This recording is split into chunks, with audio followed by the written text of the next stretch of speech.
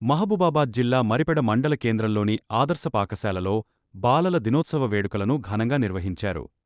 ముఖ్య అతిథిగా ప్రభుత్వ విప్ దోర్నకల్ ఎమ్మెల్యే రామచంద్రు నాయక్ హాజరయ్యి మాజీ ప్రధాని జవహర్లాల్ నెహ్రూ చిత్రపటానికి పూలమాలలు వేసి నివాళి అర్పించారు. పాఠశాలలో నూతనంగా ఏర్పాటు చేసిన సైన్స్ మరియు కంప్యూటర్ ల్యాబ్ని ఎమ్మెల్యే రామచంద్రు నాయక్ ప్రారంభించారు. అనంతరం ఏర్పాటు చేసిన సమావేశంలో ప్రభుత్వ విప్ రామచంద్రు నాయక్ మాట్లాడుతూ విద్యార్థులు సామాజిక బాధ్యతతో విద్యను అభ్యసించాలని సూచించారు. జవహర్లాల్ నెహ్రూ విద్య, ఉపాధి, వ్యవసాయ రంగాల్లో వినూత్న మార్పులు తీసుకొచ్చి దేశ ప్రగతిలో కీలక భూమిక వహించారని అన్నారు.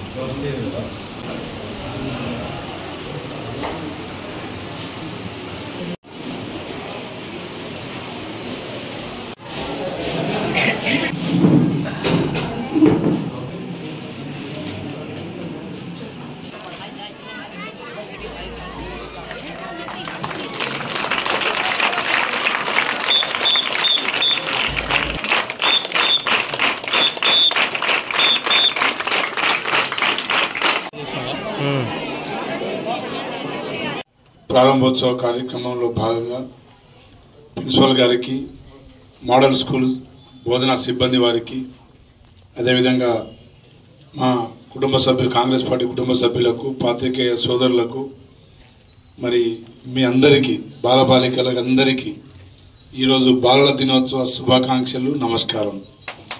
ఈరోజు చాచా నెహ్రూ గారి జన్మదినోత్సవం, దాన్నే భారత ప్రభుత్వం మరి బాలల దినోత్సవంగా, ఎందుకంటే జవహర్లాల్ నెహ్రూ గారికి ఒకతే కూతురు స్వర్గీయ ఇందిరాగాంధీ గారు.